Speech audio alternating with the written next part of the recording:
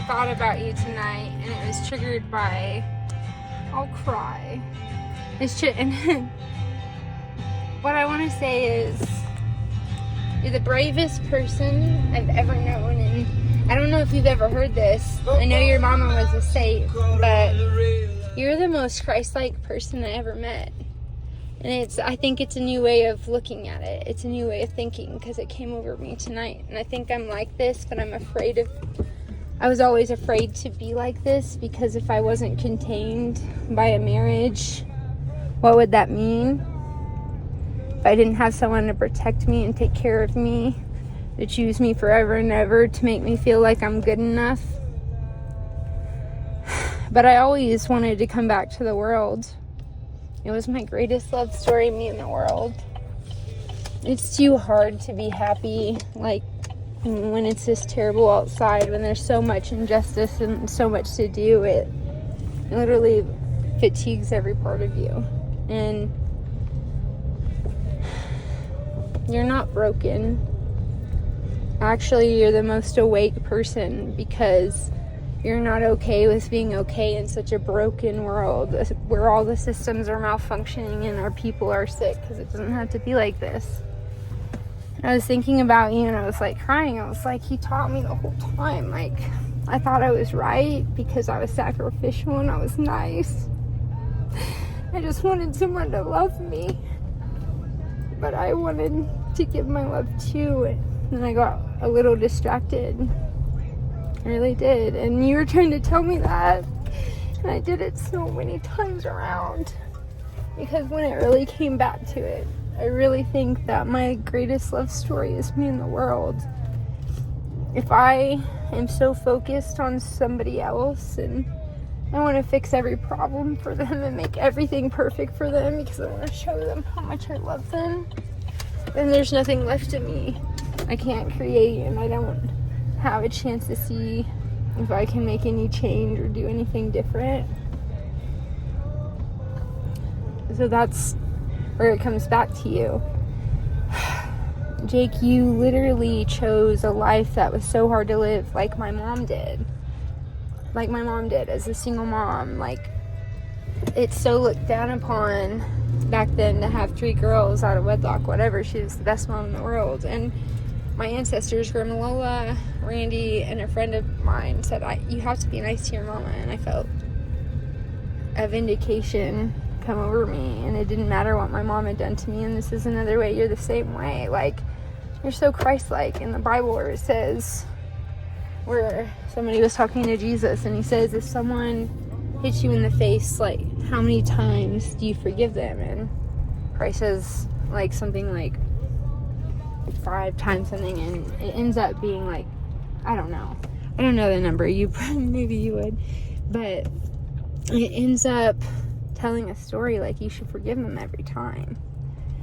And what I like about you, and I didn't see about you, is like, you're really not judgmental. The reason you're not is you don't try to change people or make them be something else, which is something I did all along. I wanted to contain people and keep them safe, but I was suffocating myself, and I was suffocating others. I wanted to create something, and I wanted to do it. I wanted to collaborate, and I thought that had to be romance. But the romance was all around me. It's when you walk the streets at night and you smile to someone you thought you'd never meet. That's why I think you're so brave, because you chose that life because you're just like me. You want to see the world and not be held back from the love that you have to give. And you're brazen and you're bold. You show people such interesting things, and you have, I think, a mind that you don't even know is so innovative. I think you're smarter than Rob.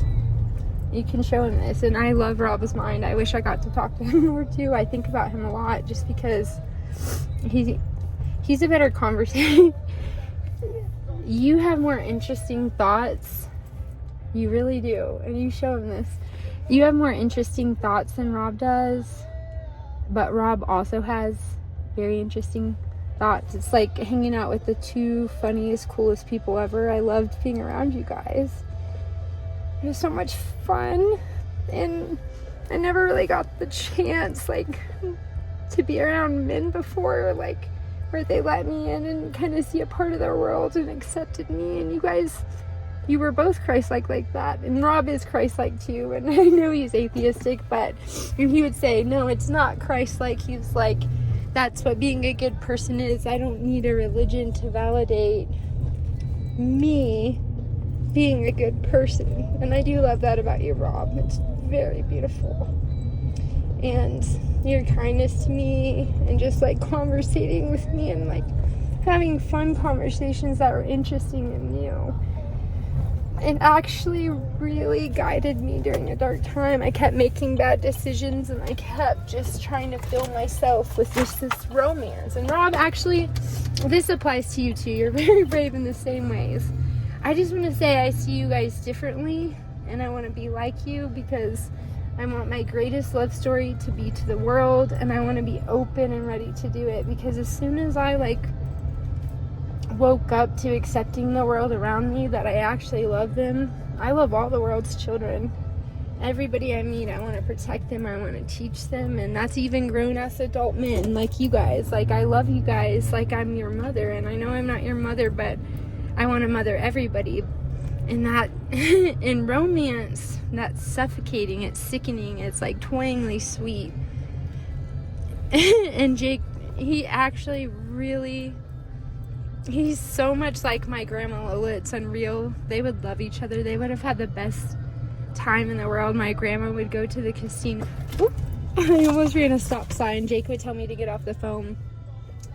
But, here's the deal. I just realized how cool you guys were, and I know that you know it, and you're gatekeepy, and it's for a reason. And I feel really special that I got to be a part of something like that. It helped to shape my mind and like see the world differently, see a different reason. I literally never thought there was a purpose to me outside of having a lover and a marriage and a romance. I kept looking forward, and I am a lover, and I still love Jake, but the point is I don't need it anymore. Like, I actually realized when I started writing and creating and making things even when I didn't know how, and making things the wrong way, even though there's a better way, I made it my way, the only way I knew in the moment, so that I could get out, so that I could get better, so I could look at it, so I could revel in it. And I don't know, I kind of got lost in my ramble, but Jake, you are the most Christ-like person I know, and Rob, you're number 2. You guys just, the reason that is you live with the people. You actually go out in the world and you live with them and you smile at them. Rob, every building that you go into and you patron them, people are happy that you're there and you make them feel better. There's not a mean bone in your body, Rob. Like, you are so funny. You're what do I want to say? The sinister tone that you can carry. It's sharp sarcasm, because there's always like a glimmer of hope in it, and it's funny. You smile like a little smirky smile, and I understand you. Like, you could do improv. Like, you could be a storyteller. You could be an audible storyteller, because Rob, you would have to be on video, and I would do a podcast with you. Nobody ever says yes to me, and I wish that they would. But what I'm saying is, I like the way that you tell stories. You tell it with your whole face and your whole body. You move around, you get anxious, you get tense. You and Jake both do this, but Rob's this is where it came back to earlier. Rob's a better listener than you, Jake. He actually pays attention to what people say, but it's not a competition thing, because I love that Rob's a great listener, and he is my teacher too. He's my guru. I literally learned so much from you. I never told you that, because that's so embarrassing to say those things out loud, like how much you actually like people just because who they are, and you don't think they'll mean it. And I know what I get now is because I was so cloyingly sweet and nice all the time, and I meant every moment of it. But it's like in improv, or like when I'm doing these these spoken words out loud, and you have to give space to breathe. And how, Jake, the suggestion that you gave me for my next video was absolutely brilliant. It's like that. You can't be sweet all the time, and you can't be sweet in such a sour world, such a bitter world, because it's like being blind, and it's like being ignorant, and it's selfish, because people are hurting. But La La Land, you're privileged, you get away with everything. That's me. Jake's even told me that before, and I saw myself differently. Just it's another story that you guys are probably so sick of hearing me talk, but I just thought about you guys, just how actually Christ-like you are, because you live in the world. Like, you choose to live with people, and you impact them because you listen to them and because you tell stories. And that's exactly what Jesus did. He told stories that connected people. We got confused that there was this virtue. It was never about virtue. Every rule or regulation was just like your company's handbook at a store. Like at a store, it was like just made to protect people and guide them, and we get a little too lost that there's really a right way. And Rob had this conversation before about there's not really right, and it made me uncomfortable. I didn't like it because I started thinking about pedophiles and all of this stuff. But again, Rob, you were right. Like, you're actually right. And I didn't forget that conversation, and I chewed on it for a long time. I gnawed on it. And guess what? Like, when I got right down to the bone of it, it's real, it's raw. I see what you're saying. I see how I've been a judgmental asshole wrapped up in like sugary sweetness.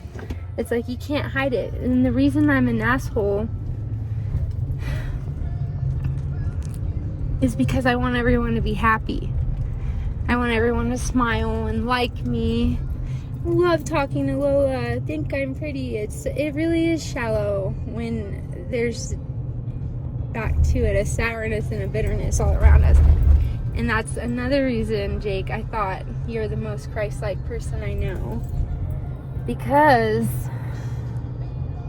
of your impossibility to have false happiness and just live this boring, dull life. And Rob, you're just like this. I mean, brothers in Christ, even if you want to accept it, I just found this new love for you, the epic hero's journey of Rob and Jake. Like, it really should be a cartoon, and I'll make it into one if we like it, guys, because it's the best friendship you can ever have. It's unconditional love, it's fortitude, it's perseverance, it's inspiring, and you let people in to know your conversations. And you probably didn't think I was ever listening because of how much I talk, but I was listening, and I think about it, and I have fun. Sometimes I'll go and I'll cry because y'all know I'm so silly, but sometimes I'll go back and live in our conversations because I have this like eidetic memory where like I can physically be somewhere in my mind.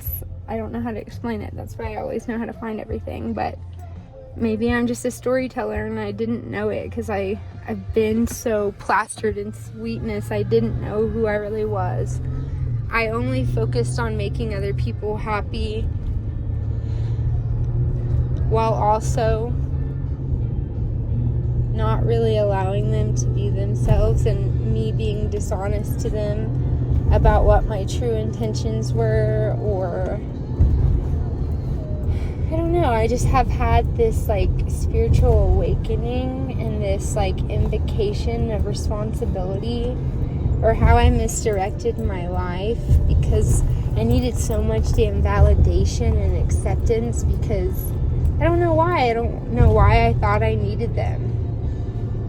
I'm okay being me, and I like, more than anything, when I wrote for 6 hours today, I didn't even know, like, it went by in such a whimsy. I started that poem short story and 8 pages turned out and 6 hours were done, and all I could feel is just this relief. I didn't have an intrusive thought. I wasn't stressed out. I didn't eat today, and I barely drank any water, but I also was full the whole day, and I created something instead of digesting everything. And it got me thinking about you guys.